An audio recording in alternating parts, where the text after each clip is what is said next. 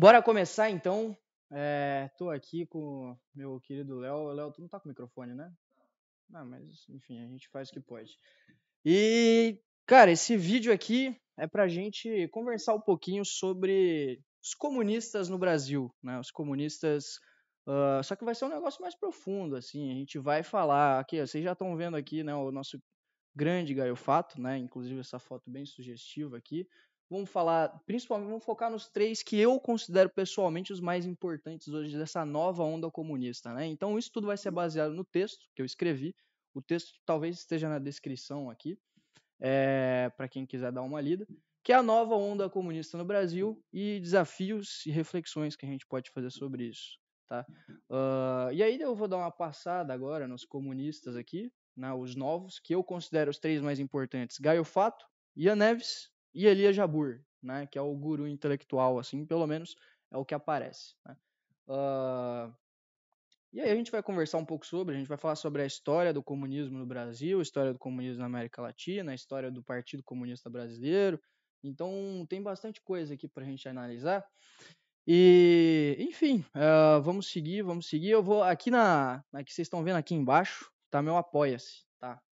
Eu tô com uma missão extremamente importante isso aqui, tá? Tô com uma missão para ir para São Paulo, tá?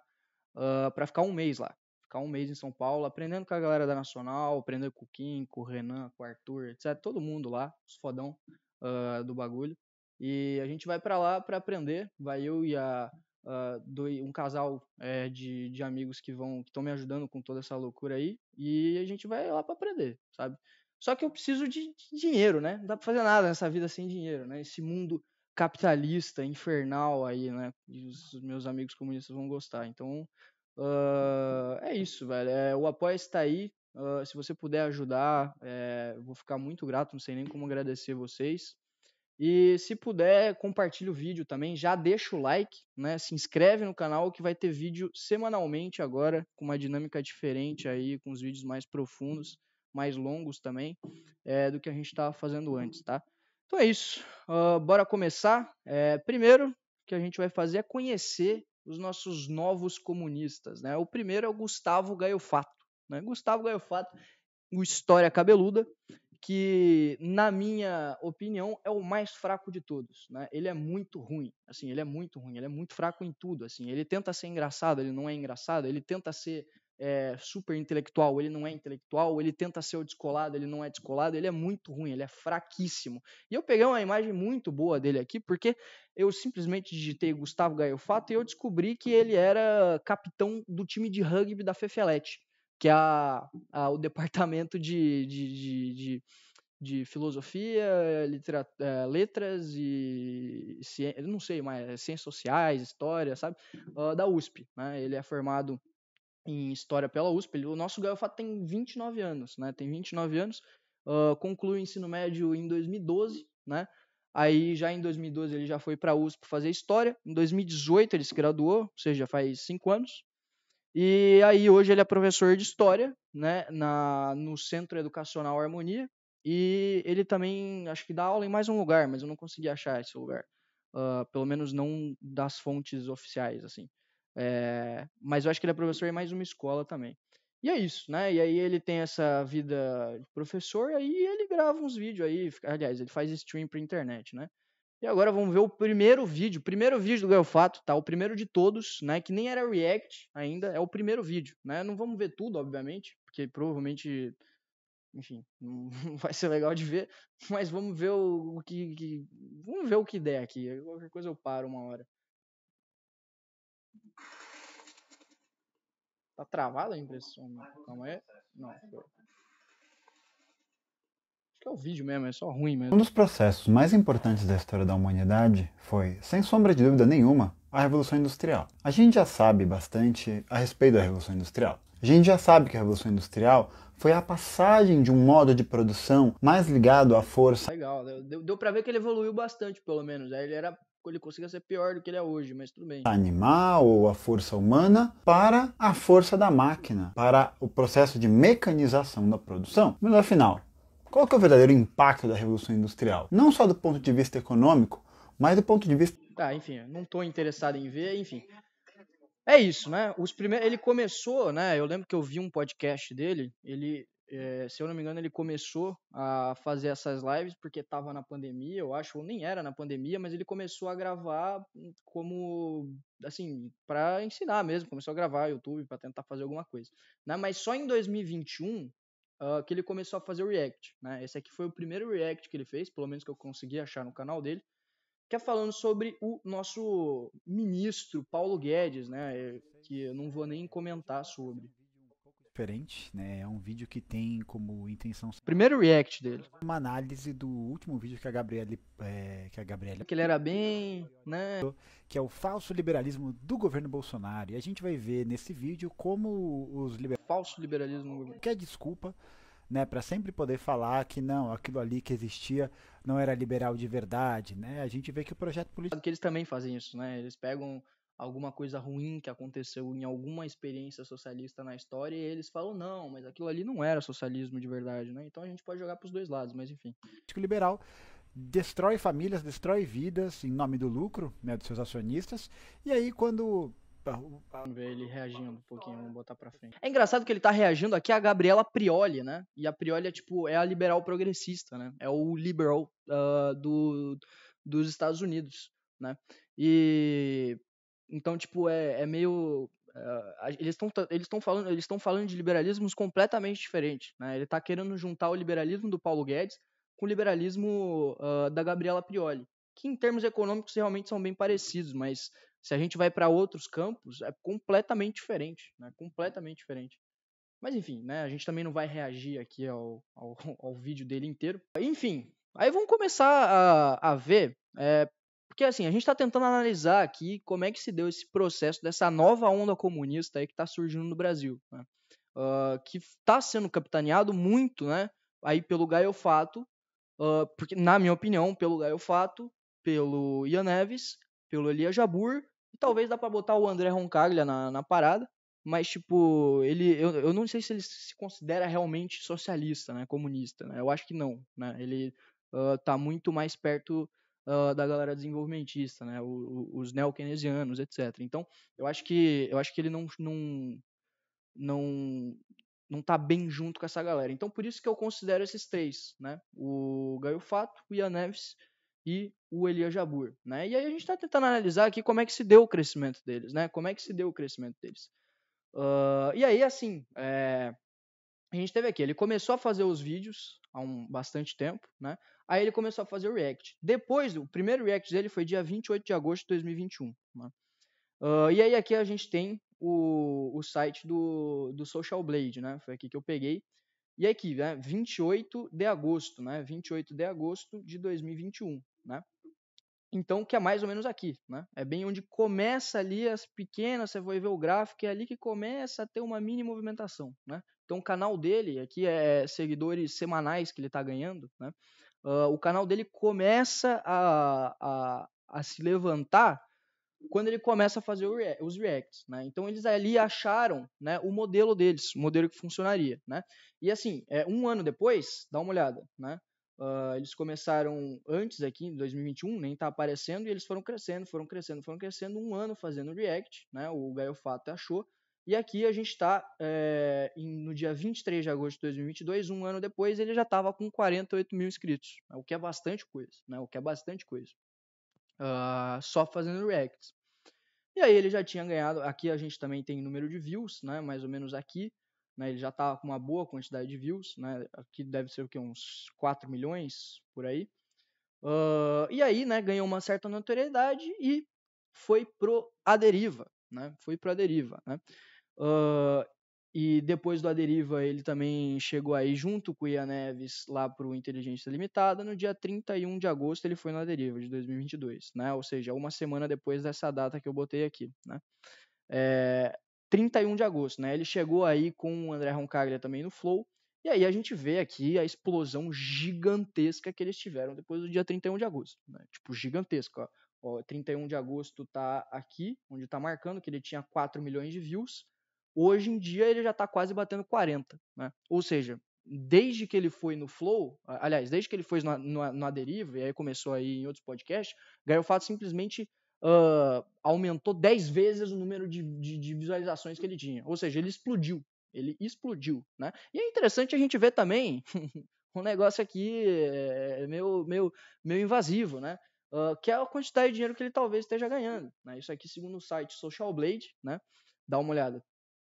No YouTube, né? Ele pode estar ganhando quase 8 mil, quase 9 mil dólares por mês. Tá? Não chega a isso, provavelmente não chega a isso, nem fudendo. Mas é uma estimativa, né? É uma estimativa, né? Claro, o mínimo aqui é 550, que é muito diferente. Mas se for botar uma média ali, talvez ele esteja tirando uns 4 mil dólares por mês. Só de YouTube, né? Só de YouTube. Aí depois você tem os subs, né? Da Twitch. Você tem várias outras coisas que eles fazem. Você tem o Apoia-se, por exemplo, que ele tem 350 pessoas apoiando ele no Apoia-se. Não está mostrando a quantidade de dinheiro aqui, mas são 350 pessoas apoiando. Eu tenho uma. Isso é sacanagem com a minha cara, velho. Não é possível, velho. Não é possível. Então, mano, já se inscreve aí no Apoia-se, por favor, que eu vou agradecer demais, né? E agora, vamos ver mais algumas coisas aí do Gaio Fato. Que, assim, eu nem tive o trabalho de pegar uns negócios para responder o Gaio Fato aqui, que a única... eu fiz esse negócio aqui compilado de bosta, né? Que vai ter em todos os novos comunistas aí que a gente vai analisar. E o Gaio Fato eu não fiz questão de pegar nada inteligente, assim. Inteligente não, mas algo com conteúdo para eu refutar, porque, assim... É o Gaio Fato, né? Tipo, não tem muita coisa para refutar. Então, agora vamos dar uma olhada, né, no íntimo, né? No íntimo, como ele se comporta, né? Porque vocês viram que simplesmente ele explodiu 10 vezes, ele aumentou a quantidade de views quase, depois que foi no Petri, né? Agora vamos dar uma olhada no qual que é a opinião dele do Petri, né? Vamos lá. Ô, merda, saiu. Que produz, né, essa liberdade de ação. E a gente sabe que Monark, MBL, Red Pill, toda essa galera tá alinhada, Petri, essa galera tá toda alinhada com um projeto político supremacista. Essa é a ideia. Eles são nossos inimigos. E isso fica cada dia mais claro. Acho que até é interessante, né, porque eu colei em alguns desses programas. Colei por quê? Porque, como bons oportunistas, o que eles queriam? Surfar a onda do hype. E a gente surfou. Olha, a gente atingiu lugares que a gente nunca atingiria só pelas nossas redes. E agora é fazer a crítica nessa direção. Vocês conseguem entender o nível da babaquice que é isso aqui, velho?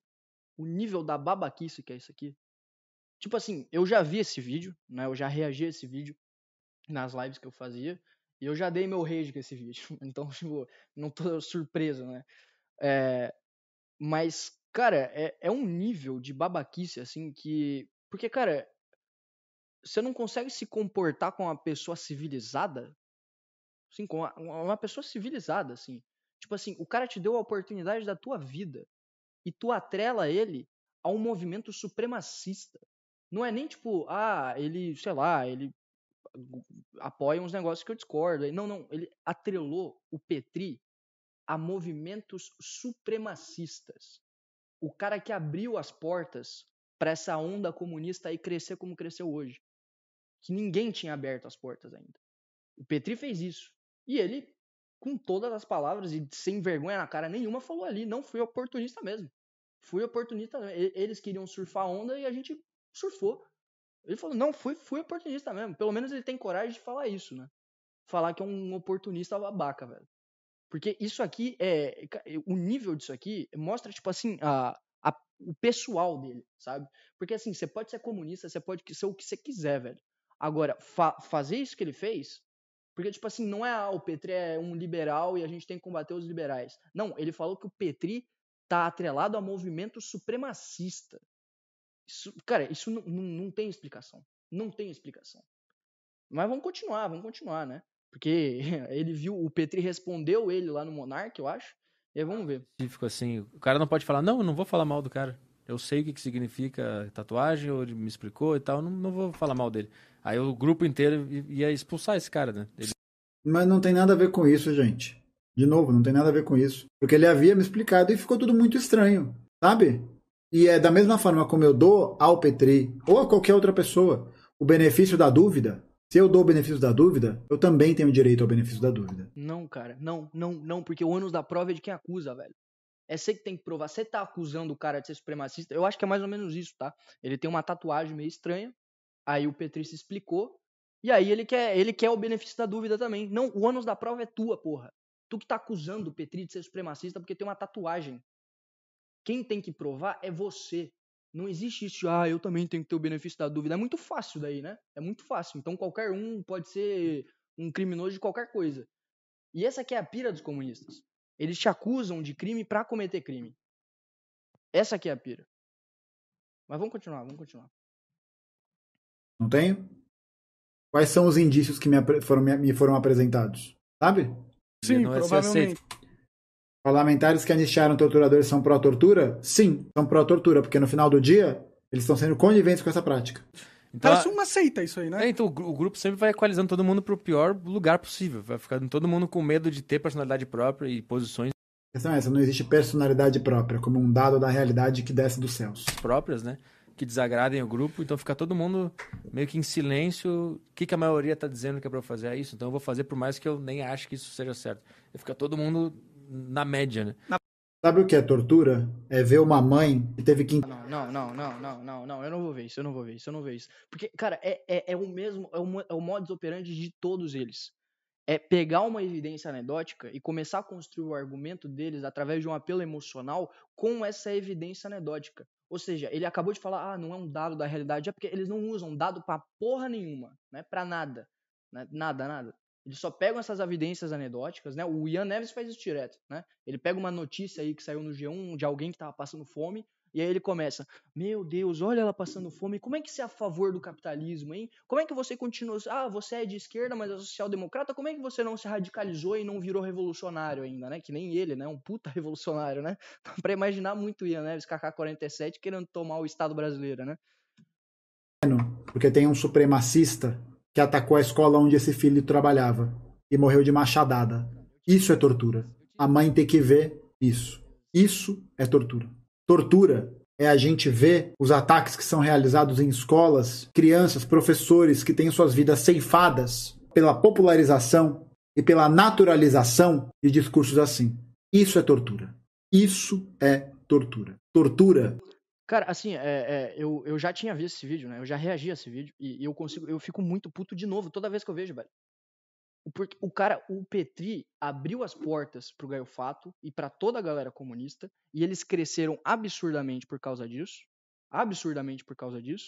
E o cara não só atrelou ele com o movimento supremacista, como atrelou ele ao massacre de Blumenau, velho. Vocês conseguem entender o quão doente é essa galera?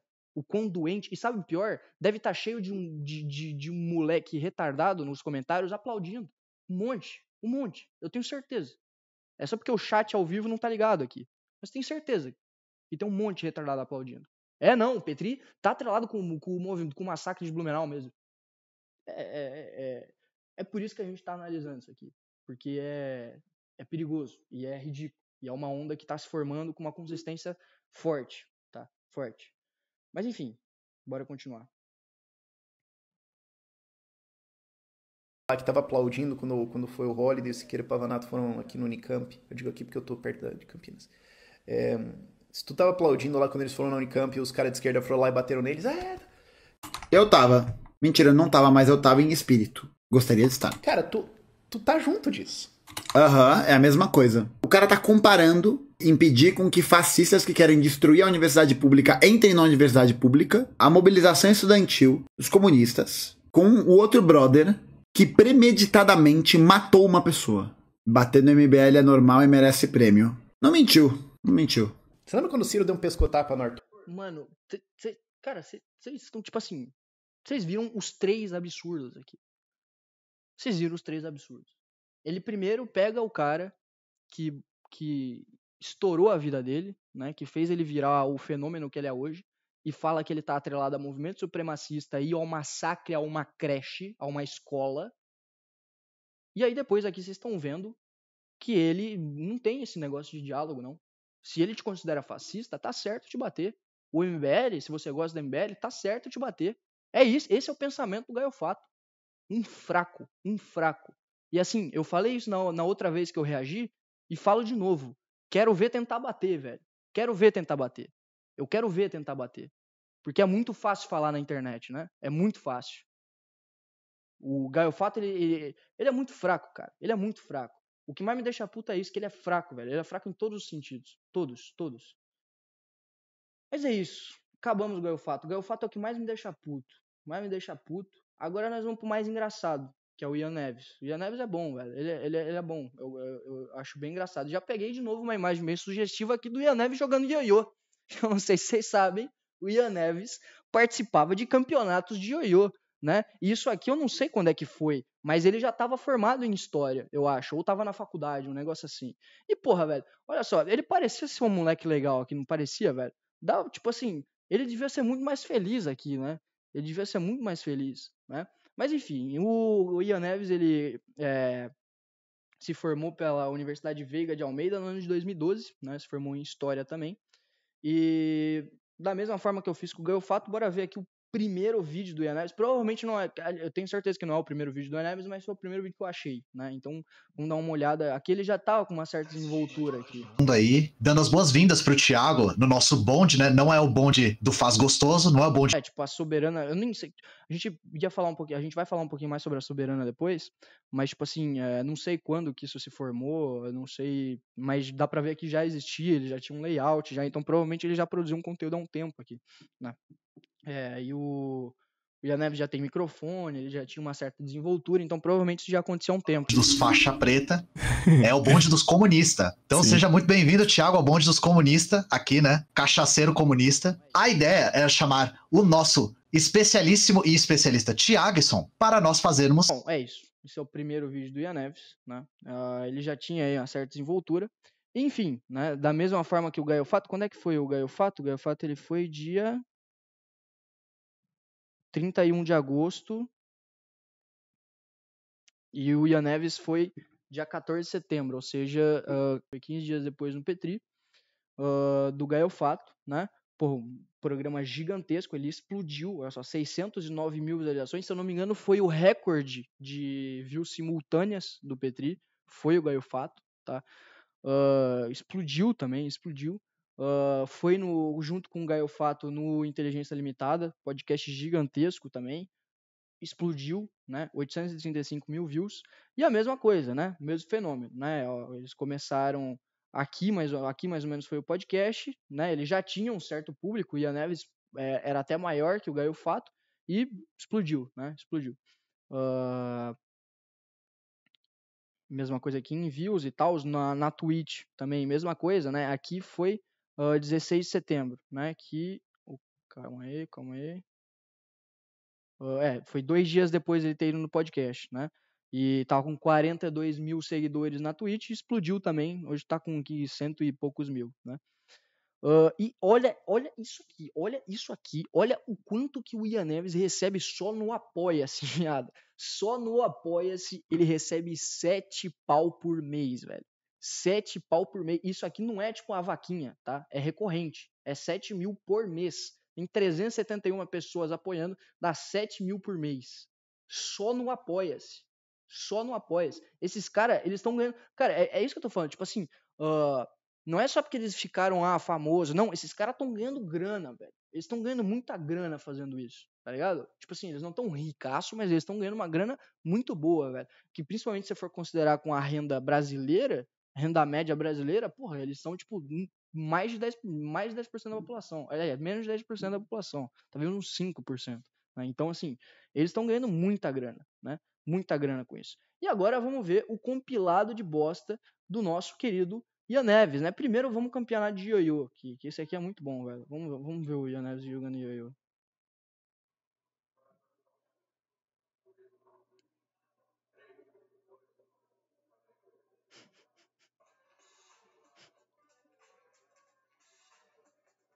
Ai, cara, isso aqui é inacreditável, velho, na moral. Ó. Mandou até um sorrisinho ali na... O bicho manja, velho, ó. Campeonato brasileiro. Porra, pra quê, né, velho? Pra quê? Ele podia, sei lá, por que ele não fez um canal no YouTube de ioiô, sabe? Porra, era muito melhor do que o canal de YouTube que ele fez, velho. Mas também não estaria ganhando tanto dinheiro, né? Como eu falei. Pô, ele devia ser um cara legal nessa época, né? Ele devia ser um cara legal, né? Agora vamos pra parte... Porque o Ian Neves, ele tem mais conteúdo que o Gaio Fato, né? É muito diferente, né? O Ian Neves, ele tem um certo conteúdo. Agora o Gaio Fato é muito fraco, né? Então, assim, a gente consegue fazer uma refutação aqui de conteúdo, né? E esse aqui, inclusive, eu já reagi também, mas eu vou trazer nesse vídeo porque é o ícone do Ian Neves, na minha opinião, né? Uma ideia era não cobrar mais. Um exemplo, a Coreia não cobra. Não existe aluguel na Coreia. Sabe o que também não existe na Coreia? Imposto. Não existe impostos na Coreia. Porque a Coreia conseguiu chegar num estágio de desenvolvimento da sua economia que não é mais necessário enxugar a liquidez da economia com impostos. Então, a ideia é caminhar em direção a isso. Né? Mas como você sustenta esse país que não tem... Ninguém tá pagando aluguel e não tem... Tadinho do Petri, né, cara? Ele foi com todas as boas intenções, querendo... Porque, assim, esses comunistas também, eles têm principalmente o Gaio Fato, ele tem um senso de superioridade, assim. Ele falou, não, porque a onda comunista tava indo, eles queriam surfar. Que onda? Esse moleque tinha 40 mil inscritos. Que onda, cara? Que onda? Tu tava tendo uma onda com 40 mil inscritos. Tu tem problema, velho? Não viaja. Ele que fez ele fez vocês estourarem. Não foi o contrário. Eles não estavam surfando em onda nenhuma, né? Agora, ele sabia que era um conteúdo que ia dar certo, porque era um conteúdo que ninguém trouxe ainda pros podcasts, né? E, pô, ele foi toda na boa intenção e depois vai lá atrelar o cara a massacre de criança. Olha, parabéns. que isso fica em pé? A questão é a seguinte: o Estado não é financiado por impostos. E isso é uma das grandes falácias que a economia liberal prega, de que nossos impostos financiam o Estado. Isso não é verdade, tá? Nossos impostos... O Estado não... Engraçado, ele não faz ideia como ele chegou nessa conclusão. Tipo assim, alguém explicou pra ele uma vez, provavelmente, e aí ele prega isso, assim, com muita fé. Porque é só fé mesmo, porque ele não sabe como é que ele chegou nessa conclusão. Precisa dos nossos impostos. Por quê? Primeiro, quando você paga impostos, você paga em real, né? Você paga os seus impostos em real. Da onde vem esses reais? Do Estado. O Estado emite. E o Estado emite todos os dias, tá? O Estado emite e destrói moeda o tempo todo. Então, para que existam reais em circulação, para que você possa pagar os seus impostos em reais, o Estado tem que primeiro emitir esses reais. Então, primeiro o Estado emite, depois ele cobra. Pega de volta depois. O Estado primeiro emite a moeda que ele, a moeda fiduciária, que é a moeda, que é a moeda baseada em confiança, né, no Estado, emite essa moeda, e para garantir que essa moeda esteja em circulação e seja aceita, um dos mecanismos é o próprio imposto. Por que você usa o real e não usa, sei lá, kwanzas, sabe? Não usa garrafas de água. Engraçado que, tipo assim, já vou entrar na parte econômica, mas, tipo assim, cara, tem vários mecanismos legais, né, que te forçam a utilizar a moeda nacional dentro do território brasileiro, né, para fazer transações. Tem vários mecanismos legais, né, tipo, não tem nada a ver com cobrança de imposto, não tem nada a ver. Para pagar, porque o Estado te cobra impostos em reais. Então ele força essa moeda a estar em circulação. Esse é um mecanismo. Outra coisa, o Estado cobra impostos para enxugar a liquidez da economia, para tirar moeda de circulação. Isso tem a ver com a saúde da própria economia. Aí a gente para, né? Porque esse é o mais engraçado, né? E foi o que eu disse, tipo, ele não sabe como ele chegou nessa conclusão. Alguém só falou pra ele, talvez o Humberto Matos, não sei, e aí ele acreditou, assim, tipo, ele acredita e ele sai espalhando, assim, porque ele não faz a menor ideia do que ele tá falando, né?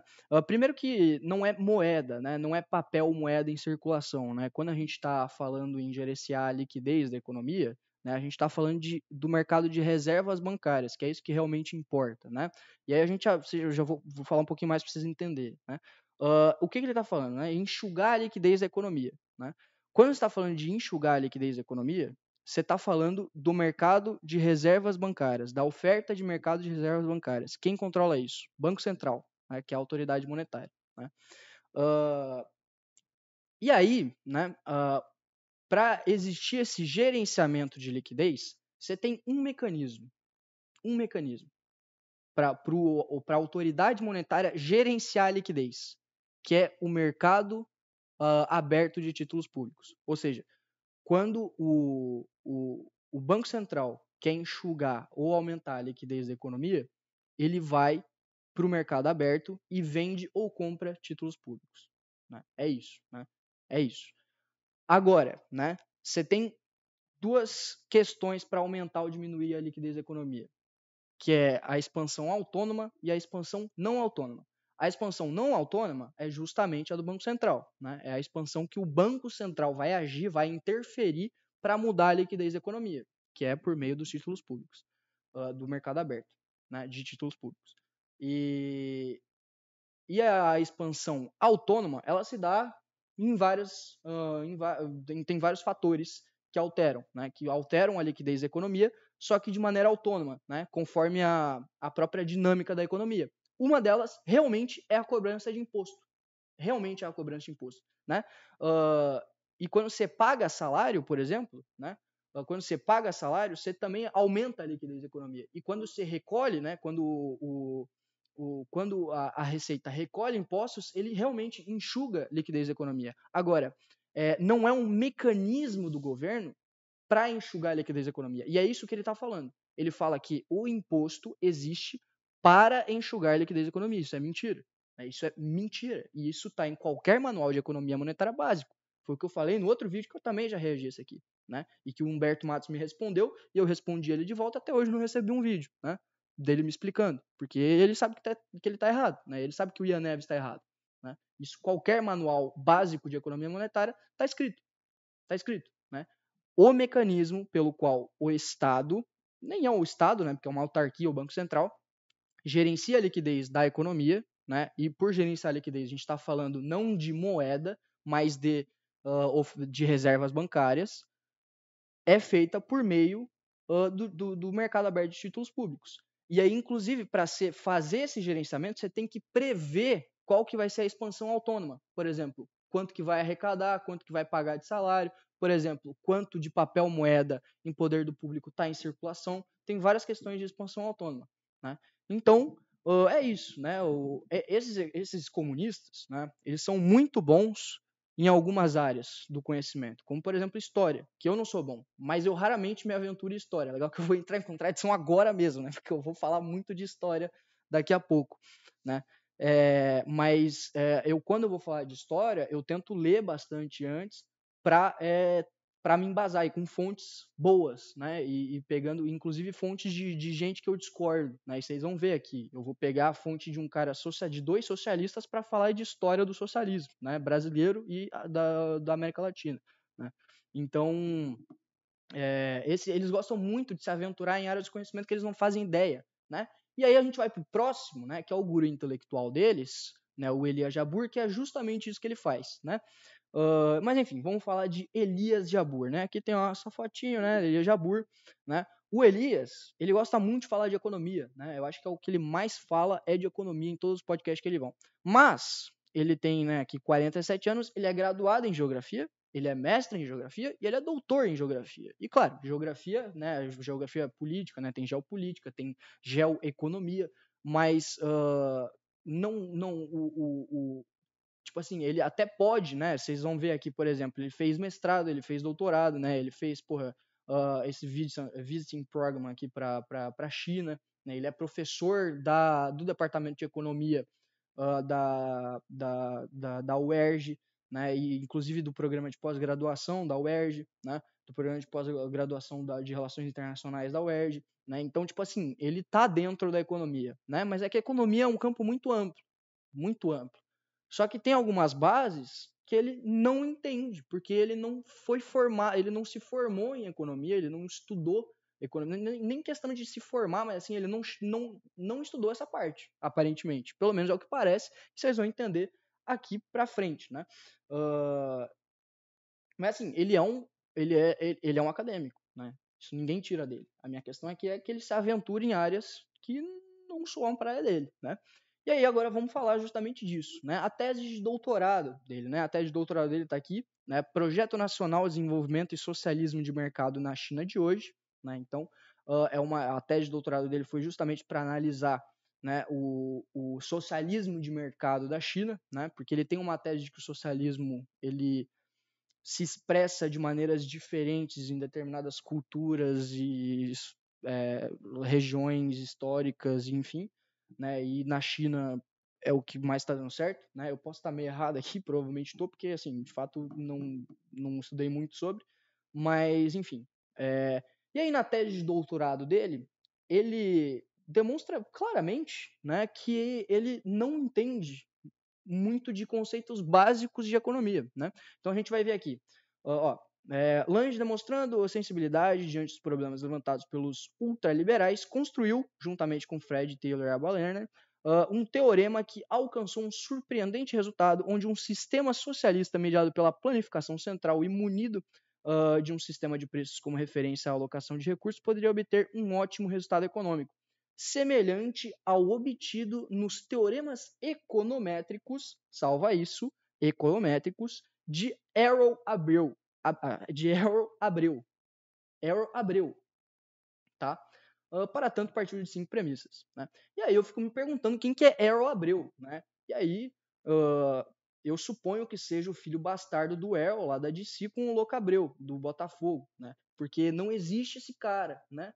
Primeiro que são 2 caras. É o Errol e o Debreu. É o Debreu, não é Abreu, né? Isso é uma tese de doutorado, tipo assim, não é um artigo da Folha de São Paulo, tá ligado? E ele botou Errol e Abreu, mas é Debreu, e são 2 pessoas, tá? Mas esse não é o principal erro. Realmente, pode ter sido só um erro de digitação, né? E é foda, né? Porque é uma tese de doutorado, né? Como eu disse, não é sei lá, um artigo, não é uma thread do Twitter, sabe? É uma tese de doutorado, né? Então, assim, que se eu não me engano ele fez na USP, né? Então, é complicado, né? É complicado. Mas esse não é o pior erro, tá? O pior erro, que realmente pode ter sido um erro de digitação, é que o Errol e o Debreu nunca produziram nada sobre econometria, né? O teorema do Errol e do Debreu não é econométrico, né? E a gente vai falar um pouco sobre isso aqui, né? O que é o que o Errol e o Debreu fizeram, né? Seguinte, né? Aqui tem o texto, né, para me guiar. E aí eu vou falando aqui com vocês. Vocês têm essa tese aí, principalmente pela galera que começou a estudar economia pelos ANCAPs e tal, né? Que é uma tese que existe desde dos economistas, assim, lá do século XVIII, né? Principalmente de Adam Smith, né? Que foi o pai da economia moderna aí. Que é a tese de que existe um preço de equilíbrio para equilibrar a oferta e demanda numa economia competitiva. Tá? E essa tese, tipo, desde lá do Adam Smith, isso vem ocorrendo até agora. Só que nunca tinha sido comprovado isso, né? Os neoclássicos já tinham comprovado que esse preço de equilíbrio entre oferta e demanda existia em mercados individuais, mas não no mercado todo, né, simultaneamente. Né? Aí o primeiro a fazer isso, a conseguir mostrar analiticamente que isso acontecia, né, que o mercado simultâneo tinha um preço de equilíbrio, né, que ele entrava em equilíbrio, foi o Walras, né, um mercado competitivo. Né, foi o Walras, o Leon Walras, né, um francês, em 1874. Né, e, para quem não conhece, o Walras é um dos caras da Revolução Marginalista. Né, e os ANCAPs aí sabem do que eu estou falando. Né, foi a revolução que refutou a teoria valor-trabalho do Marx. Né, inclusive, um dos pais é o Karl Menger, né, um dos caras que estava junto nessa revolução é o Karl Menger, que vocês aí conhecem, que é o pai intelectual do Mises. Né, e você tinha o Jevons também, enfim. O Ben Baver, que acho que dá para considerar também, né? Mas o Walras foi o cara que provou analiticamente que existia esse preço de equilíbrio, né? Só que, né, demorou 80 anos para realmente ser comprovado, né, esse problema levantado pelo Walras, né? Que realmente existia um preço de equilíbrio, né? No mercado como um todo, no mercado competitivo capitalista como um todo. Né? E foi comprovado justamente por quem? Por Kenneth Arrow e Gerard Debreu, não sei como é que fala o nome dele, ele é francês, se não me engano, né? Pelo artigo, né, Existence of an Equilibrium for a Competitive Economy, né, de 1954, tá? E esse artigo, né, ele é um dos artigos mais importantes assim do século XX, porque eles vão basicamente vai ser um marco assim para a economia, para a ciência econômica, né? Para como se faz ciência econômica hoje em dia, né? Porque a partir desse artigo vai ser construído os modelos de equilíbrio geral, né? E que hoje a gente tem, por exemplo, os modelos mais modernos que são utilizados nos bancos centrais e para fazer política econômica fiscal também, que, por exemplo, é o modelo DSGE, né? DSGE, que é Dynamic Stochastic General Equilibrium, né? General Equilibrium, né? Equilíbrio geral, que é os mercados simultâneos que têm um preço de equilíbrio. Dinâmico, porque leva em relação ao tempo, e estocástico, porque leva em conta choques externos, né? Ou seja, leva em conta coisas que podem acontecer, incertezas que podem ocorrer no mundo, né? Mas, qual que é a questão, né? Esse teorema do Harry e do Debreu, Harry e do Debreu, eles não é um teorema econométrico.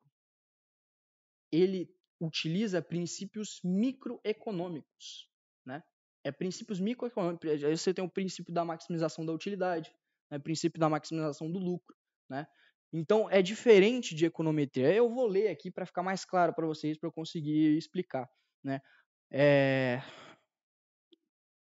O trabalho seminal de Harry e Debreu é amplamente reconhecido como uma contribuição fundamental para o desenvolvimento dos modelos de equilíbrio geral na teoria econômica. Nesse trabalho, eles estabeleceram os fundamentos matemáticos e conceituais desses modelos que buscam descrever a interação entre os agentes econômicos em uma economia complexa. A ideia central desses modelos é a existência de um equilíbrio geral de preços e quantidades que maximiza o bem-estar social. A distinção entre microeconomia e econometria é fundamental no estudo de economia, né? E o Elias Jabbour confunde esses dois conceitos básicos, né? O teorema de Harry e Debreu, que marca o início do modelo de equilíbrio geral, como os modelos DSGE que surgiram na década de 80, é um teorema microeconômico. Ele é formulado a partir de equações derivadas de princípios fundamentais da microeconomia, como a maximização da utilidade dos agentes e a maximização dos lucros das empresas, né?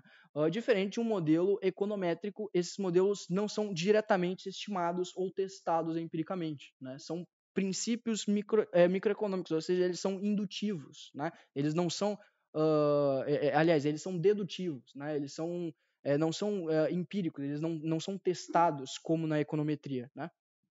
Em vez disso, eles são construídos com base em suposições teóricas e são analisados utilizando a lógica dedutiva para obter conclusões sobre o comportamento dos agentes e o equilíbrio econômico. Aí, né, para destacar aqui que é importante destacar que, embora os modelos de equilíbrio geral não sejam diretamente testados empiricamente, eles podem ser complementados por técnicas econométricas para confrontar suas implicações com dados reais e realizar análises empíricas adicionais. Ou seja, dá para botar a econometria para testar esses modelos, né? E é o que fazem hoje na economia. Produzir ciência econômica hoje é isso, né?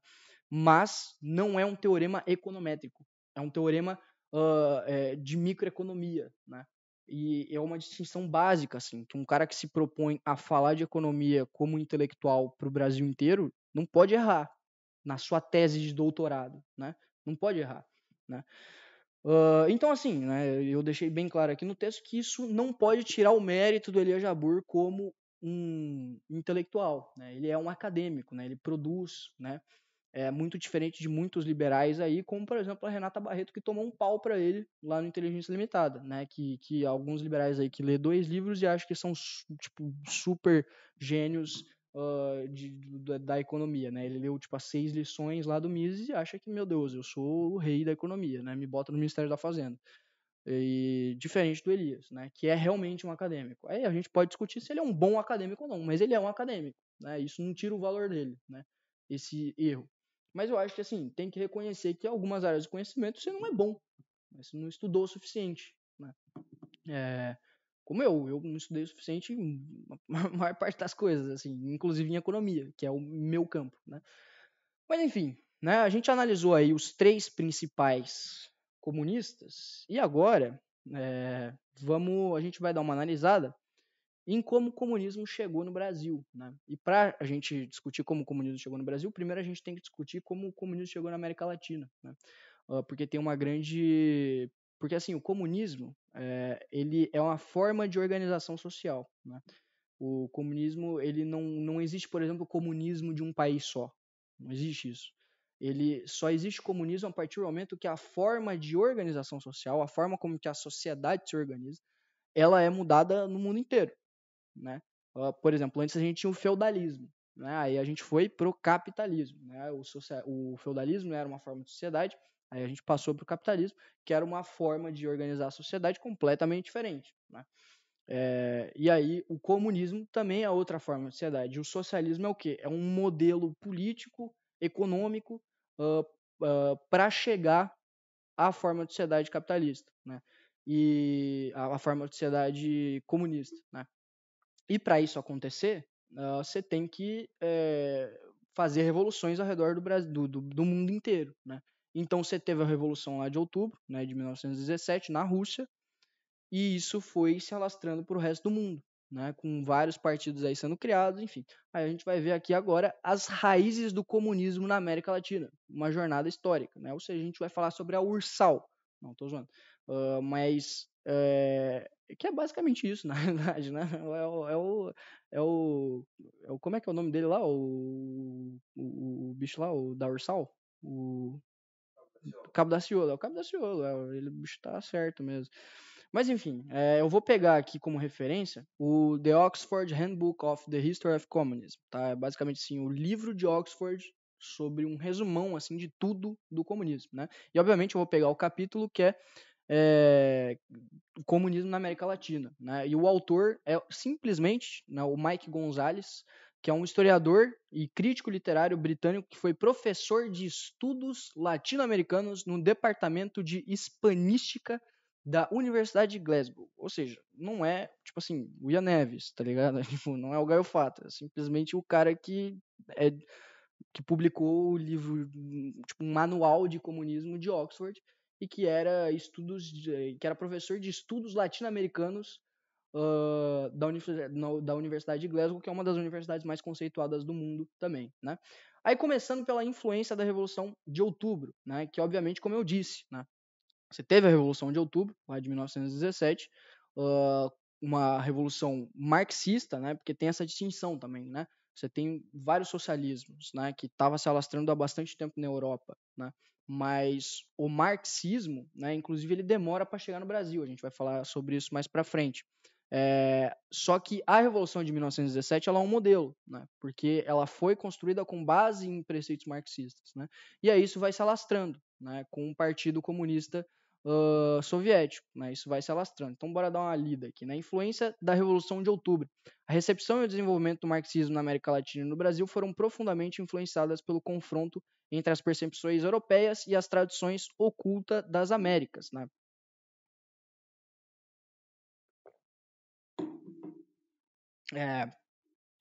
Porque justamente tem essa questão, né? Porque você teve o marxismo, né? Que surgiu na Europa, né?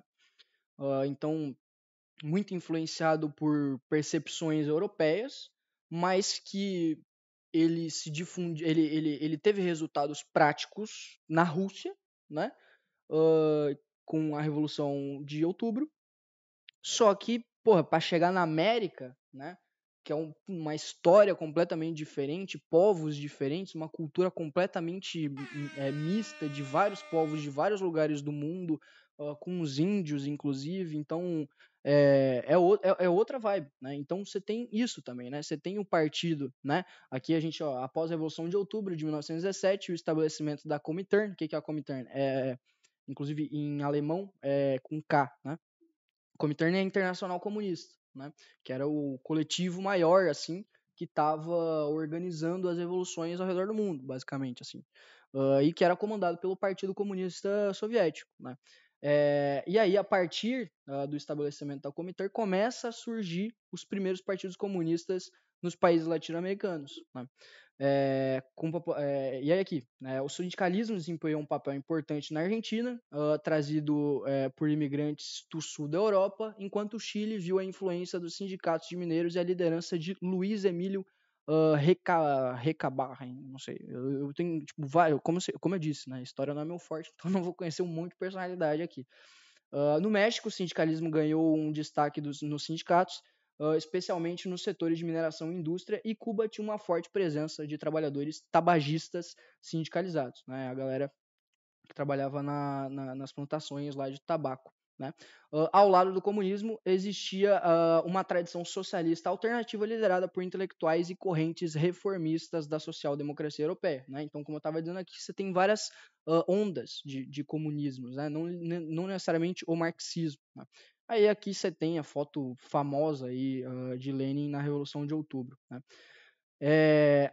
Aí, beleza, as primeiras organizações comunistas surgiram na América Latina no início do século XX, né, com o Partido Comunista Argentino em 1918, o Partido Comunista do Chile em 1922, que inclusive é o mesmo ano que surge o Partido Comunista Brasileiro, né, o PCB, e o recrutamento de membros comunistas do movimento dos tenentes no Brasil, né, o tenentismo, né, que é muito ligado ao Luiz Carlos Prestes, por exemplo. Né, e o Luiz Carlos Prestes se destacou na rebelião de 1924 e liderou uma longa marcha de 4 anos, né, que aí é a coluna Prestes. Né. No entanto, a Comintern decidiu que a América Latina deveria ficar sob liderança da América do Norte, indicando que via a região como imatura para a Revolução. Né, ou seja, eles mandaram lá para a galera da América do Norte. Né, e aqui você tem, né, alguns dos integrantes da coluna Prestes, e se eu não me engano, esse aqui é o Prestes, tá? Tenho quase certeza que é esse. E aí, beleza. Né? Aqui eu tenho só um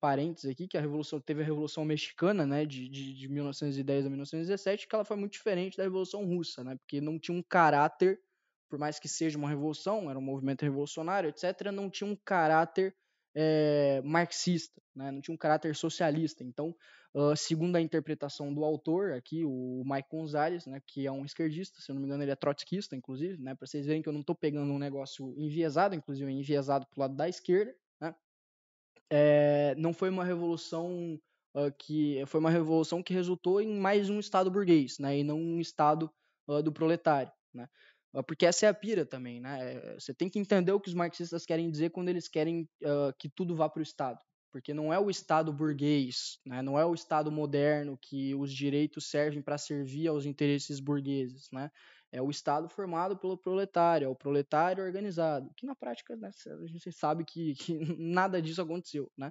Era, inclusive, os próprios socialistas, dentro da burocracia estatal da União Soviética, por exemplo, iam para os gulags, né, ser torturado porque, sei lá, fez qualquer coisa e era tido como traidor da Revolução. Né? E aí aqui você tem aquilo que eu estava falando antes, que é o comunismo e os povos ameríndios, né? Porque como surgiu o marxismo na Europa, você tinha uma dificuldade de se infiltrar dentro de uma sociedade que era completamente diferente da sociedade europeia, né? E aí, vamos lá, no início dos anos 1920, o marxismo não era a única corrente dominante. Além dos partidos comunistas, outras organizações também respondiam à onda revolucionária após a Revolução de Outubro.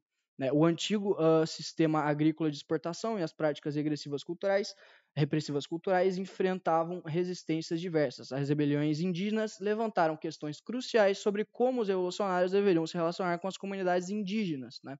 O marxismo europeu não oferecia respostas apropriadas, enxergando essas revoltas como sintomas do atraso e da falta de preparo dessas sociedades para uma revolução proletária. Né? Lembra que a Comintern Internacional Comunista deixou a organização da Revolução na América com a América do Norte, né? Porque justamente via esse povo, essa bagunça que era a América Latina aqui, como algo que é uma falta de organização, de preparo para que a Revolução acontecesse aqui na América Latina. Né?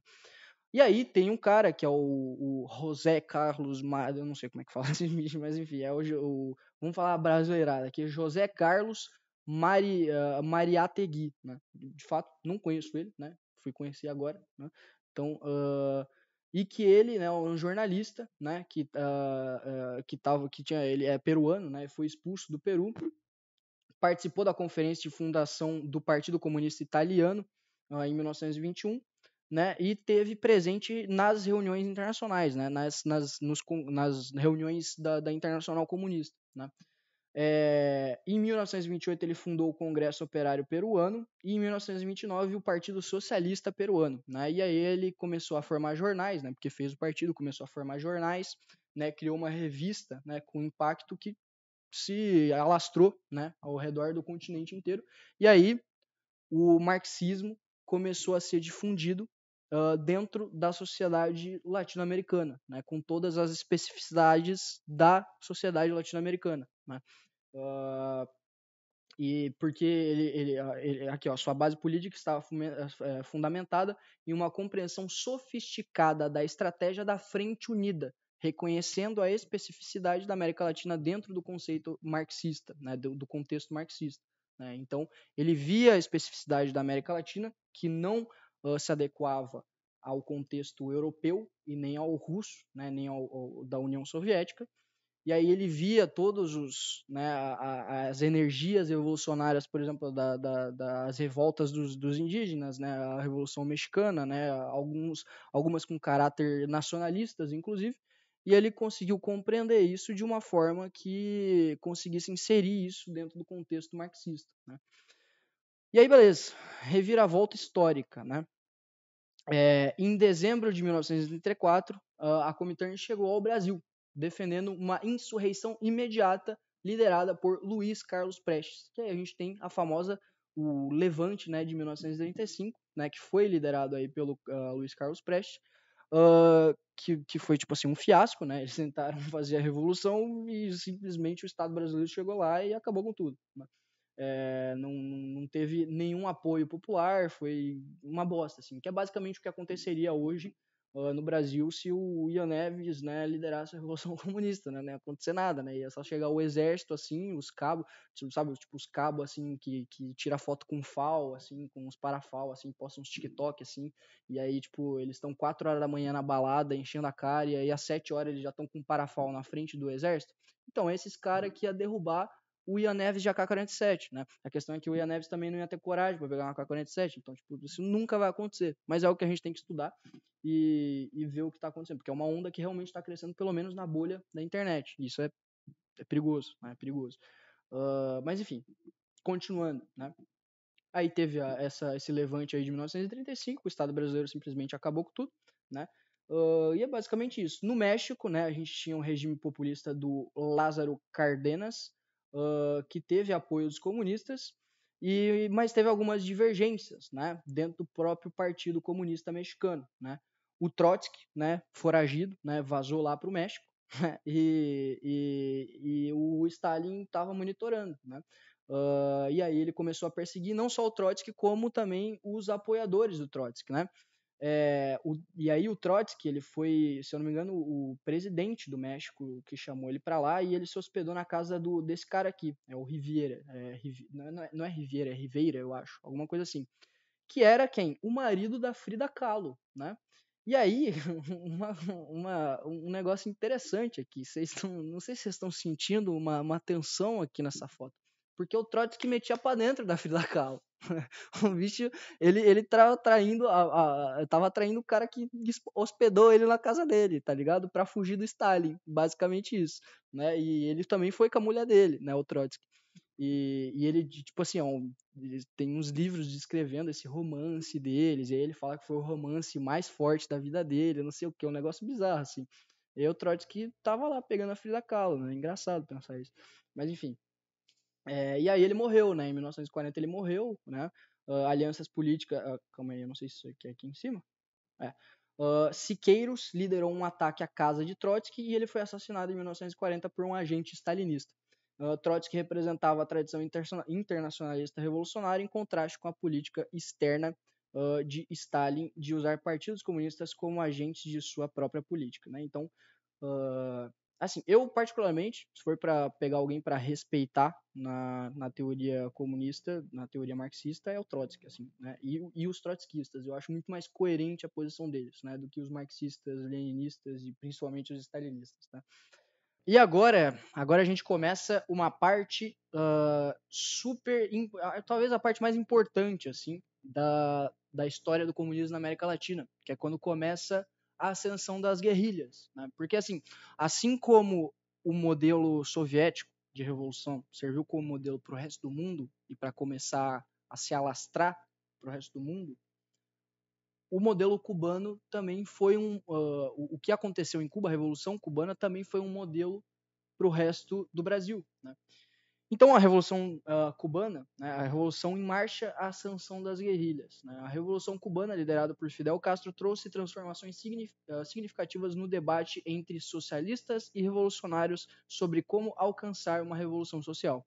A revolução que ocorreu em 1959 e derrubou a ditadura de Fulgêncio Batista não foi liderada pela classe trabalhadora, nem surgiu os ideais da Revolução de Outubro. Né? Muita gente acha que a Revolução Cubana ela foi uma revolução socialista, mas não foi. O Fidel não era socialista quando ocorreu a Revolução. Né? Ele tinha um ideal nacionalista, na realidade. Né? E vocês vão entender por que depois ela ganhou um caráter socialista. Né?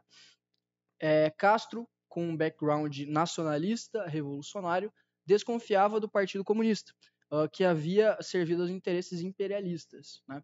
Porque, como o Partido Socialista, né, ele busca uma revolução mundial, então ele serve, por exemplo, ele pode servir a outras potências, né, por exemplo, ao imperialismo da União Soviética. Né? E o Fidel, como um nacionalista, né, desconfiava disso, né, não curtia isso. Né? A Revolução teve impacto imediato e dramático em toda a América Latina, demonstrando a vulnerabilidade das ditaduras apoiadas pelos Estados Unidos, né? Porque o Fulgêncio Batista era apoiado pelos Estados Unidos. Né? Nessa época, Cuba era o lugar onde os americanos iam passar as férias. Né? Cuba era tipo era tipo assim um paraíso assim para os americanos, é onde eles iam passar as férias de fato. Assim. E aí, os Estados Unidos, né, que aí já estava numa guerra aí contra a União Soviética, deu uma resposta. Né? Washington deu uma resposta que permanece até hoje, que são os embargos econômicos. Né? E aí, e Cuba não era, tipo assim, o tamanho de Cuba, né, o tamanho de produção de Cuba, né, o PIB nominal de Cuba não é estrategicamente importante para os Estados Unidos. Né?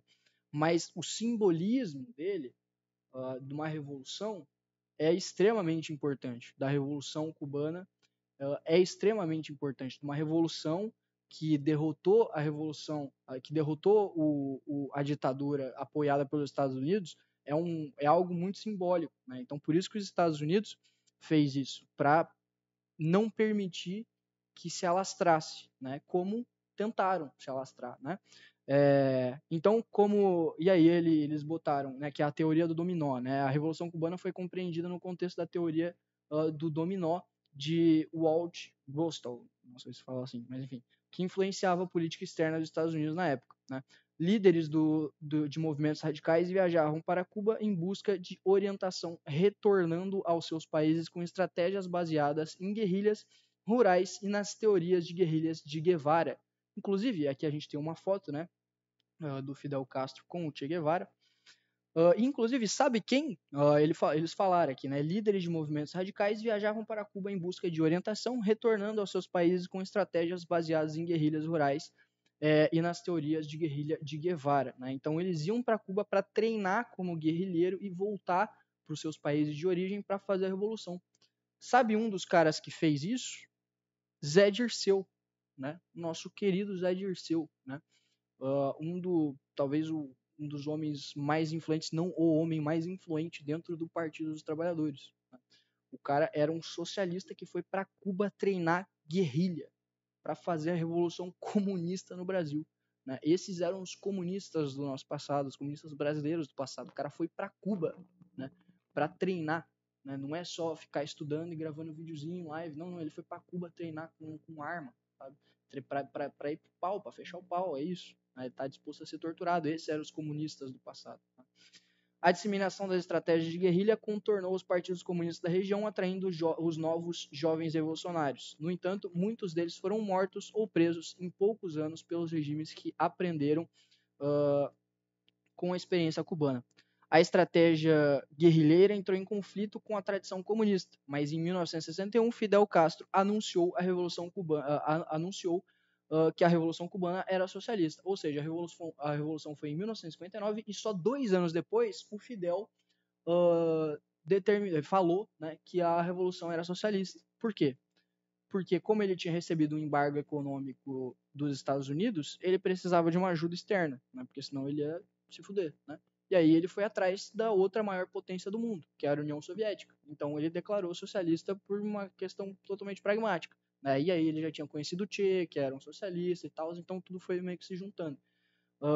Essa decisão foi uma resposta pragmática aos eventos externos, como a invasão da Baía dos Porcos, né, famosa essa invasão, e o embargo econômico dos Estados Unidos.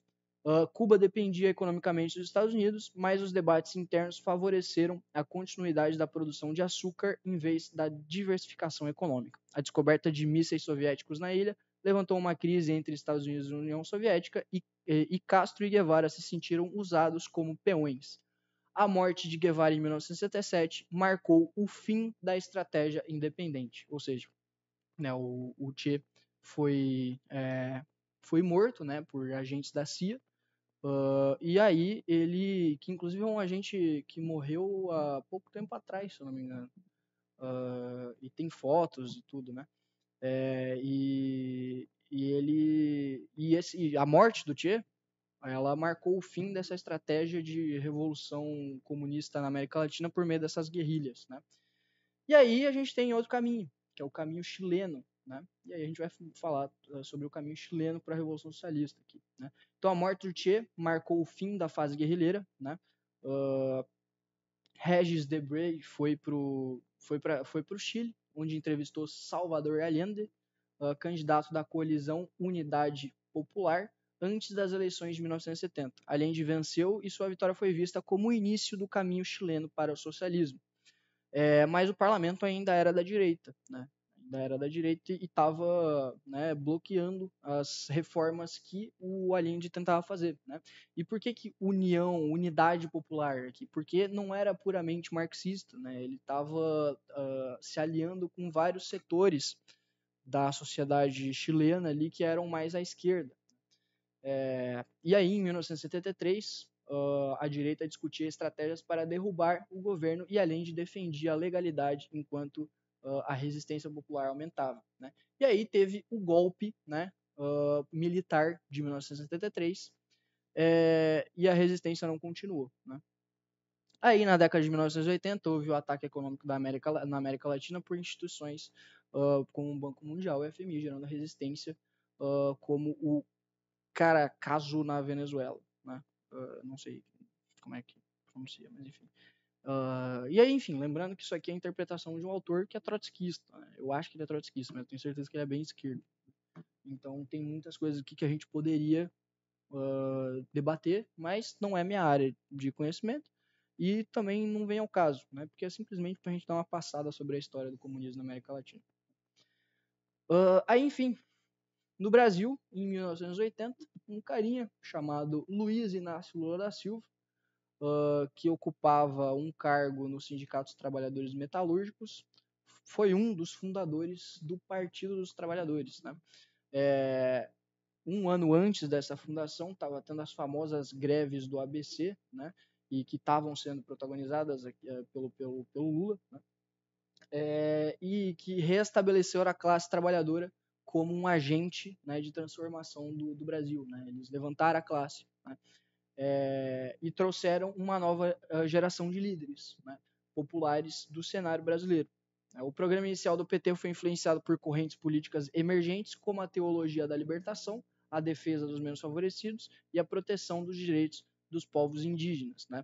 E o PT é muito isso, né? Ele é formado basicamente pela teologia da libertação, né, que é uma ala da Igreja Católica, né? Por exemplo, o lixo lá do padre Lancelotti, o Júlio Lancelotti lá, a USP, né, foi completamente aparelhada pelo Partido dos Trabalhadores. Hoje tá muito diferente, já principalmente se for pegar o departamento de economia, né, é muito mais flexível, assim, diferente da Unicamp, por exemplo, que continua sendo extremamente heterodoxa, de esquerda. A USP hoje já não é tanto, no departamento de economia, pelo menos. Então foi Teologia da Libertação, USP, né? Foi defesa aí de programas sociais, etc. Povos indígenas, vai, mais ou menos, né? Porque tem que pegar esse contexto específico aí do Brasil, né? E da América Latina como um todo. Né? E aí teve o colapso da União Soviética e a crise do movimento socialista resultante disso, né? Aí essa nova ideologia revolucionária ocupou um lugar de destaque devido à sua diversidade e ecletismo, né? Ou seja, é uma teoria revolucionária mais ampla, né? Que tentava pegar várias áreas, vários grupos organizados, né? E aí a gente acaba a história do comunismo na América Latina e agora a gente vai para a trajetória do comunismo do Brasil, né? E aí eu vou usar como base aqui o volume 1 do livro História do Marxismo no Brasil, né? Do João Quartim de Moraes, e que o capítulo A Proto-História do Marxismo no Brasil, né? Então não exatamente o marxismo aqui, mas eu vou utilizar esse livro como fonte do como o Marx chega no Brasil, né? E assim, raízes do marxismo, a semente plantada, né? O Marx, ele nasce em 1818 e vai falecer em 1883, né?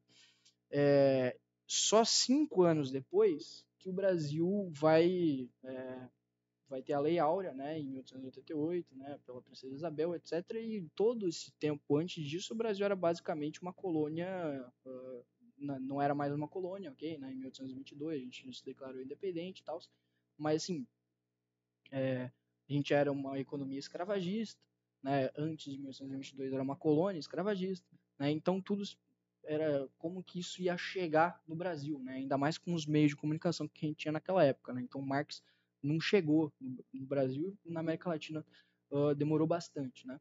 E aí, enfim, né?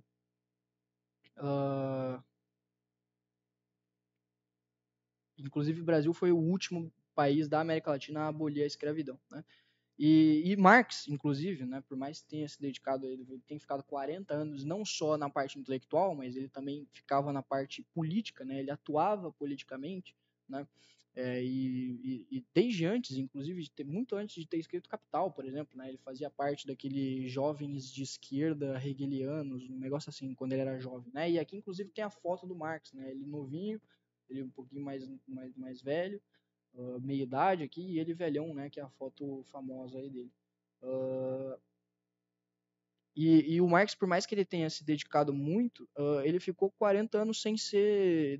Ele ficou 40 anos dedicando a vida dele ao movimento operário, ele não foi muito difundido, assim, ele não foi muito conhecido mesmo na Europa, né? Ele passou a ser mais conhecido depois disso, principalmente, né, com a Revolução de Outubro de 1917, né? Aí só em 1871, né, depois do movimento da Comuna de Paris, que o nome de Marx começou a circular no Brasil, né?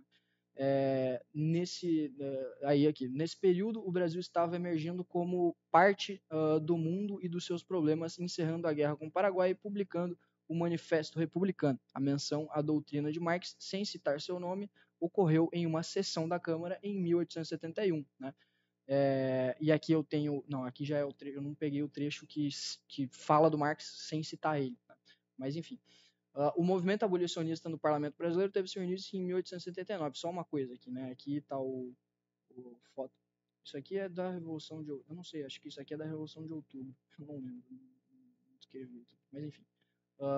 O movimento abolicionista no Parlamento Brasileiro teve seu início em 1879, quando Joaquim Serra mencionou nominalmente o autor do Manifesto Comunista, né? Então, olha só, a primeira pessoa a citar o nome Marx pela primeira vez no Brasil foi um liberal, né? Foi um liberal por meio do trecho da A Reforma no Parlamento Brasileiro, quando se discutia o abolicionismo, né? Aqui a gente tem o trecho. O senhor Karl Marx, chefe da Internacional, cuja sede é em Londres, acaba de escrever ao Times, etc, etc. Inclusive, ele estava em Londres, né? Porque ele foi exilado lá da Alemanha e tal, ele foi para Londres e tal. E aí, um ano depois, em 1872, o jornal Eco americano publicou uma litografia de Marx acompanhada de uma biografia detalhada de sua exposição e de suas ideias. No mesmo ano, o jornal 6 de Março, do Recife, também trouxe transcrições de comentaristas espanhóis sobre a doutrina de Marx. E aqui, né, sem citar o nome de Marx, mas, enfim, falando um pouquinho sobre ele. Aí tem a questão do Tobias Barreto, né, que é um importante pensador brasileiro, mencionou o Marx nos seus escritos em 1874 também. Isso aqui é em 1871, tá? Aqui está em 1879, mas foi em 1871. Né? Aí teve o jornal Eco em 1872, em 1874 teve aqui o Tobias Barreto, né, que citou Marx também. Mas enfim, né? Em resumo, o nome de Marx só começou a circular no Brasil depois da Comuna de Paris em 1871, né? Mas assim, coisas poucas, né? Coisas poucas. Em 1871 ali tava, o nome tinha acabado de surgir no Brasil, né? Inclusive o Farias Brito e o Euclides da Cunha, né? Muito conhecido, dois proeminentes intelectuais brasileiros, estudaram o pensamento de Karl Marx, embora nenhum deles tenha se identificado como marxista, né? Farias Brito mencionou o socialismo de Marx como uma das possíveis soluções para a crise moderna, enquanto Euclides da Cunha demonstrou mais simpatia pelo pensamento marxista e participou de movimentos sociais em apoio aos trabalhadores, né? No entanto, até a proclamação da República no Brasil, não havia traduções de obras de Marx ou Engels em português, o que dificultava o acesso dessas ideias pelos líderes trabalhadores, né? Os mais letrados, que podiam ler em francês, eram os que se referiam a essas obras, né? E aí, enfim, aí teve congressos e tal, aí teve o movimento operário no século XX, e aí, assim, tem um negócio que nessa época você tinha, né, se eu não me engano, não sei se foi na Segunda Internacional Comunista ou na Primeira, que tinha o Marx e o Bakunin, né? O Bakunin é o cara do anarcocomunismo, né, os anarquistas que a gente chama, né? E aí tinha uma disputa muito grande entre os dois, tinha os marxistas e os anarquistas. Mas aqui no Brasil, o movimento socialista, né, o movimento operário, ele já começava a surgir, mas nunca com o nome de Marx, né? Se tinha socialistas, se tinha movimentos socialistas, se tinha movimentos operários, se tinha congressos, gente se organizando, se tinha coletivos, etc., mas não era marxista, né? Tinham os socialistas, os utópicos, né, lá do Saint-Simon, etc., os socialistas mais reformistas, e tinham os anarquistas, né? Eu acho que os anarquistas eram os majoritários, né? Enfim, aí você teve a Revolução de Outubro, né, que, como eu disse bem atrás, lá teve um impacto gigantesco, né, que inclusive até o próprio Rui Barbosa, né, deu saudações à Revolução, né, porque aí depois ele, né, enfim. E aí depois começaram a atacar o regime marxista, né. Aí beleza. A doutrina de Marx era conhecida entre os intelectuais brasileiros, mas muitas vezes era mal interpretada e considerada reducionista. A imprensa brasileira começou a mencionar Marx acompanhado por Lenin e Trotsky, e houve um aumento das manifestações grevistas nos anos seguintes, né? Em 1922, o Partido Comunista Brasileiro foi fundado, marcando o rompimento definitivo com os anarquistas, né? Lembra que eu estava falando que os anarquistas eram maioria nessa época, né? O conhecimento da obra de Marx era limitado entre aqueles que vinham do anarco-sindicalismo, né?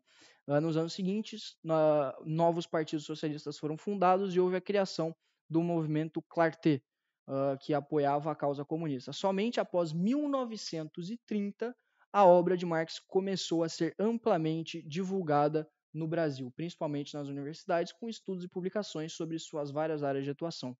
E hoje, Marx é obrigatório em praticamente todos os cursos de ciências humanas, né? Todos os cursos de ciências humanas você estuda, inclusive em economia, né, que é o que eu faço, em todos, ciências sociais, histórias, todos você estuda muito Marx, né? Muito, muito, muito. E, claro, vai definir da grade de cada faculdade, também qualquer linha que cada faculdade segue, né? E, enfim.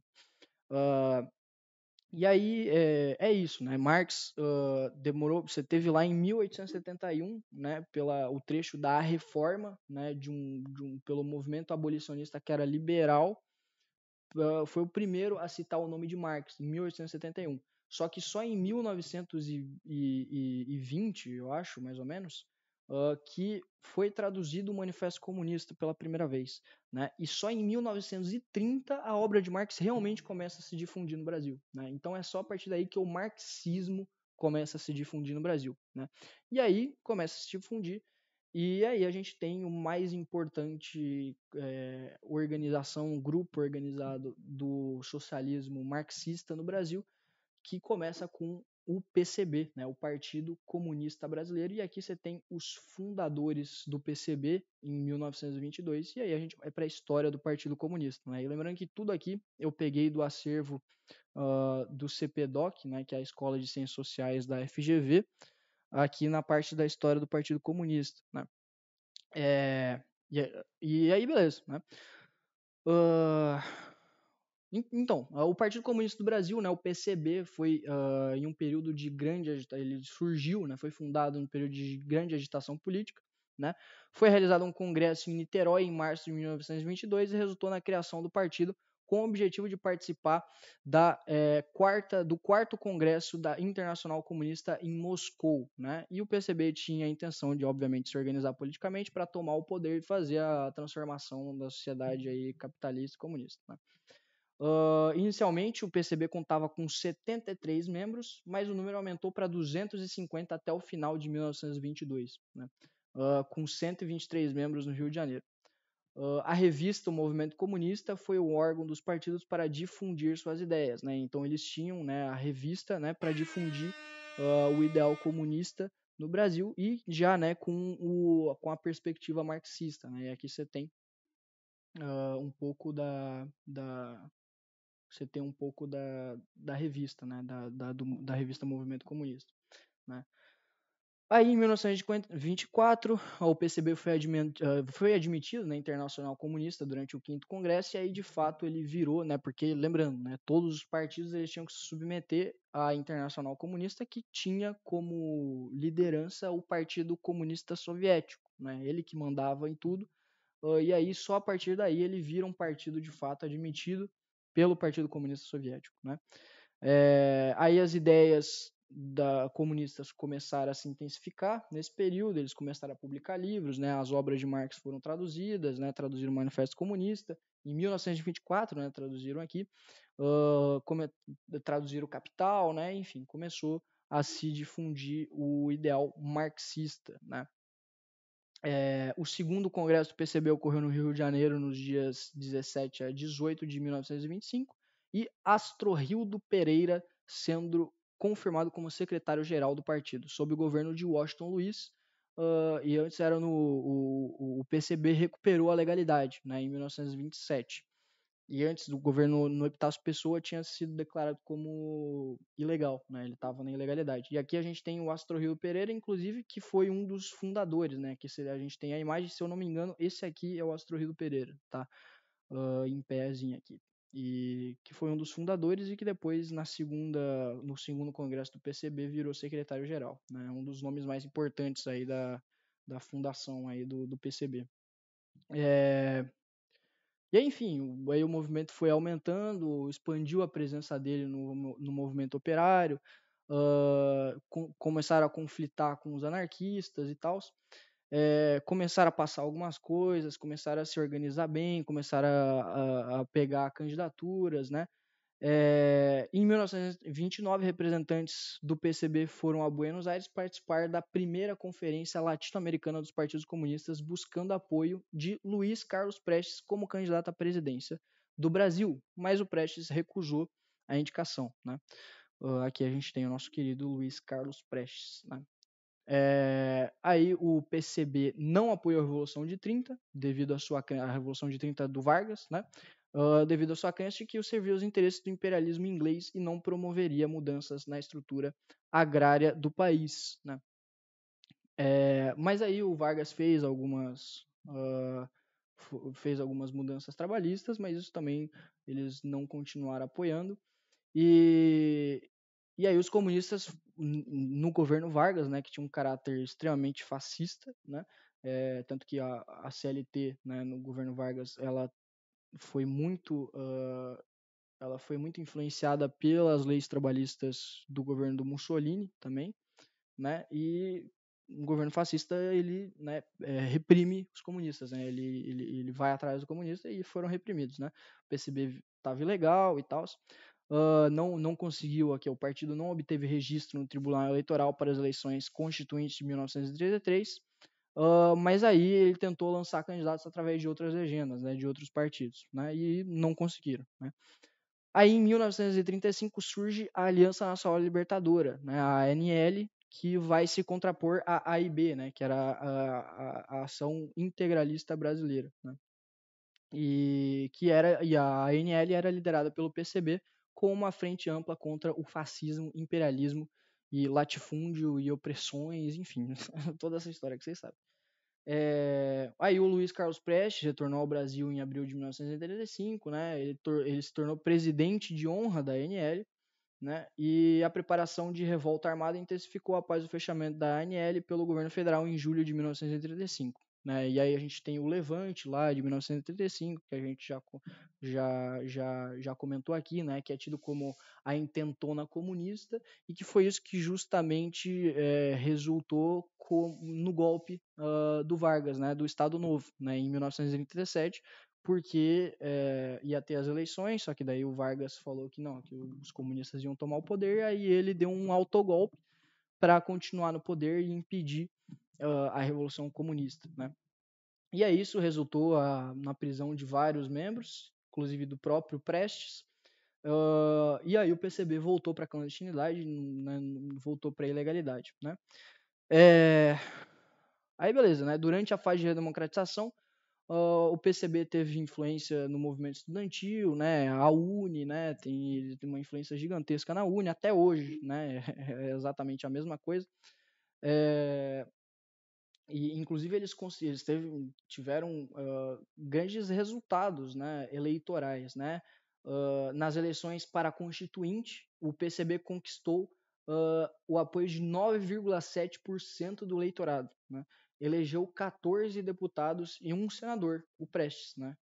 O partido contava com cerca de 2 a 5 mil membros no início da redemocratização, chegando a 180 mil membros inscritos em 1946. O movimento comunista tinha 180 mil membros. É ridículo eu ter 11 mil inscritos aqui no canal. O PCB tinha 180 mil membros, velho. Isso é ridículo, cara. Não é ridículo, não faz sentido, velho. Mas beleza. Em março de 1946, Prestes foi questionado sobre seu posicionamento em uma guerra entre o Brasil e a União Soviética, declarando que apoiaria a União Soviética em caso de uma guerra imperialista. Aí teve denúncias contra o PCB e etc. O processo, aí foi, enfim, teve várias tretas lá com o TSE, foi ordenada a sindicância, enfim. Aí nas eleições suplementares de janeiro de 1947, o PCB obteve alguns cargos, incluindo suplente no Senado e deputados federais, né? Em maio de 1947, o ministro da Justiça determinou o fechamento do PCB, desencadeando em uma repressão aos núcleos comunistas em várias regiões do país, né? Aí, o PCB defendia no manifesto o confisco e a nacionalização de bancos, empresas industriais, serviços públicos, transporte, energia elétrica, minas, plantações, entre outros, enfim, os meios de produção, né, que considerava pertencentes ao imperialismo. Também propunha o confisco de grandes propriedades latifundiárias, a indenização, entregando terras aos camponeses, ou seja, reforma agrária. A Revolução Cubana, que ocorreu em 1959, teve repercussões significativas no Brasil, especialmente entre os jovens comunistas, e influenciou a luta política e ideológica dentro do PCB. Né? Aí, em 1964, teve o golpe militar. O PCB realizou uma conferência nacional em agosto e decidiu mudar seu nome para Partido Comunista Brasileiro para facilitar o registro no tribunal, né? Porque qual que é a vibe, né? O partido não era Partido Comunista do Brasil, era Partido Comunista Brasileiro, né? E aí o TSE utilizava isso como argumento para falar, olha, ele é um partido internacionalista que serve aos interesses de outros países, né? E aí, só que os dirigentes do PCB, mesmo com esse argumento que já tinha sido utilizado algumas vezes pelo Tribunal Superior Eleitoral, eles, mesmo assim, decidiram continuar com o nome por uma questão eleitoral para facilitar o registro. Só que aí teve um grupinho que não curtiu muito, né? Teve um grupo que foi expulso, né? Que se opôs a essa decisão e acabou sendo expulso, né? E aí, em fevereiro de 1962, esse grupo fundou uma nova organização chamada Partido Comunista do Brasil, que é o PCdoB, né? É aí que surge o PCdoB do PCB, né? Vinculada à política da China Popular, ou seja, o PCdoB é muito mais vinculada à China Popular, do Mao, do que à União Soviética do Stalin, né? E aí, em março de 1962, o jornal A Classe Operária foi revivido com o órgão oficial do PCdoB, com Amazonas, Grabois e Pomar como diretores. E aí, Grabois, né, você que acompanha um pouquinho aí os novos comunistas, você deve lembrar da TV Grabois, né?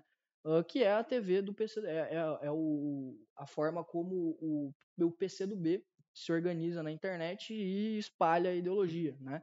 Que é protagonizado aí pelas duas maiores figuras, que é a Manuela Dávila, né, e o Elia Jabbour, né? E é por isso que o Elia Jabbour é tanto da China, né? Porque é o cara do PCdoB, né? Então ele é mais ligado à China do que a outros coletivos, né? Mas eles se juntam muito, né? O PCB hoje e o PCdoB conversam muito diferente do PSTU, né? E aí, no que é trotskista, né? Enfim, no quarto congresso do PCB, realizado em maio de junho de 1901, começou a discussão sobre a dissolução do partido devido às transformações ocorridas nos países comunistas do leste europeu e nas mudanças da União Soviética. Em janeiro de 1992, durante o 10º congresso realizado em São Paulo, o PCB foi oficialmente declarado extinto devido às mudanças programáticas estruturais. Aí um novo partido, o Partido Popular Socialista, foi criado como seu sucessor. Aí vários discordaram e formaram um grupo que ia reivindicar a reorganização do PCB. E aí, em 1993, esse grupo realizou o 10º Congresso e manteve o nome do PCB com a sigla e o nome do PCB. E em maio de 1996, o PCB obteve o registro definitivo, né, já, né, uma democracia, já passou 1989, né, já tinha eleições diretas e etc. E aí estabeleceu diretórios em vários estados, e aí ele se formou um partido de novo, de verdade, né? E, enfim. Aí nas eleições de 98 e 2006 eles apoiaram a candidatura do Lula e da Heloísa Helena, respectivamente. Em 2007, o partido tinha representação em âmbito municipal, com vereadores e vice-prefeitos, mas não conseguiu eleger representantes no Congresso Federal. Nas eleições municipais, em 2008, o PCB lançou candidaturas a prefeito e vereador em várias cidades, elegendo 13 vereadores em 9 estados. Em 2009, Ivan Martins Pinheiro era o secretário-geral do PCB e Zuleide Faria de Mello era a presidente nacional do partido, né? Então, assim, basicamente essa é a história do PCB, né, que basicamente foi o que influenciou aí toda a onda comunista brasileira, foi o grupo mais organizado. E hoje a gente tem, né, a galera, por exemplo, da Soberana, né, que a gente tem o Ian Neves, o Gaio Fato acho que não faz parte da Soberana, né. Enfim, o que a gente tem para extrair de tudo isso aqui? A gente tem para extrair que, primeiro, a coisa que eu mais consigo extrair disso aqui é respeito, né? E não respeito no sentido de, eu respeito a ideologia dele. Não, não tô falando nesse sentido. Eu tô falando no sentido de, cara, vocês viram aí toda a história do comunismo na América Latina e no Brasil, né? Os caras, eles iam para Cuba para pegar em AK-47 e estavam dispostos a morrer pelo projeto político e de poder deles, né? Tipo assim, esses dias teve a PL da censura, né? Esses dias teve a PL da censura e a gente foi para Brasília, né? Para tentar barrar e articular com os deputados. Porra, legal, velho. É um sacrifício gigante hoje, se for botar nos contextos de hoje. Mas, cara, compara com o que os caras fizeram no passado. Porra, em 1921 ou 22, um bando de jovem metido a revolucionário foi para Moscou para tentar fundar um partido no Brasil. Para Moscou. E a gente não tá falando numa época que tinha avião fácil. Não, provavelmente os caras, sei lá, foram de trem, não sei como é que eles foram, sabe? Navio, sei lá.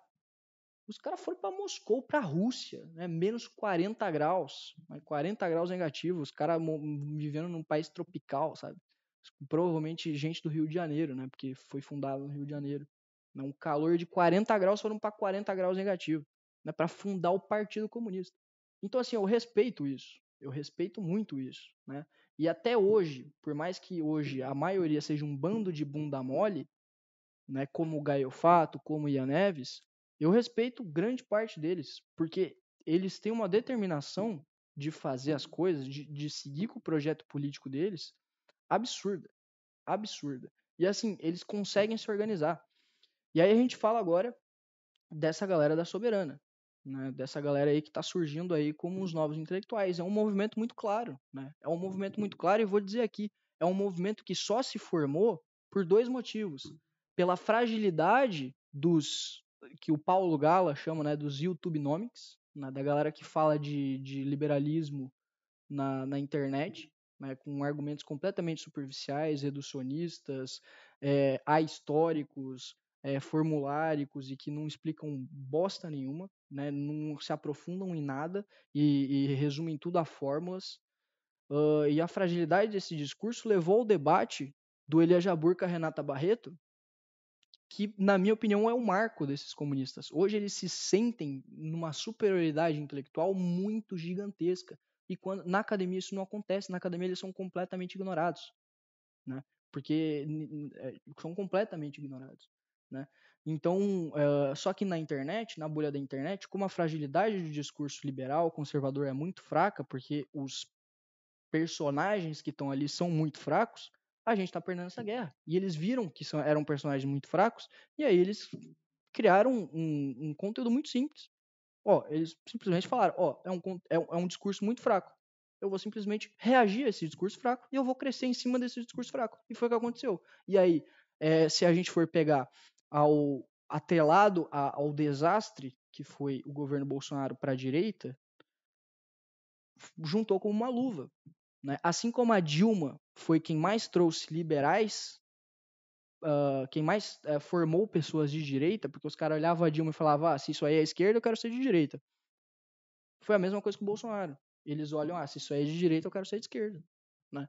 E foi isso que aconteceu. E né, a dinâmica das redes sociais, ela favorece discursos mais radicais, né? E aí uma grande bolha está se formando hoje de comunistas na internet. E eles estão sabendo utilizar hoje as redes sociais, porque eles estão vendo que eles estão perdendo nas redes sociais. Então eles estão se organizando nessa frente de batalha. E aí é por isso que a gente tem que começar a se organizar para responder também de uma maneira séria, de uma maneira com honestidade intelectual, sabendo quais são os limites, né? Eu, geralmente, quando respondo essa galera, é em termos econômicos, porque história eu manjo muito pouco, né? E eu não respondi nada de história aqui deles, por exemplo. Eu simplesmente dei um panorama de história aqui da história do comunismo para vocês verem como é que as coisas funcionam, né? Para vocês verem como é que as coisas se formaram, né? E porque surgiu lá de 1871, quando o nome de Marx foi formado pela primeira vez, até isso que a gente tem hoje, né? Ao Partido dos Trabalhadores, obviamente não é comunista, mas se tem sua matriz comunista, tem raízes comunistas e que tem ligações com com ligações internacionais externas com vários partidos comunistas, com vários países que estão sob regimes socialistas, né? Como a China, por exemplo, né?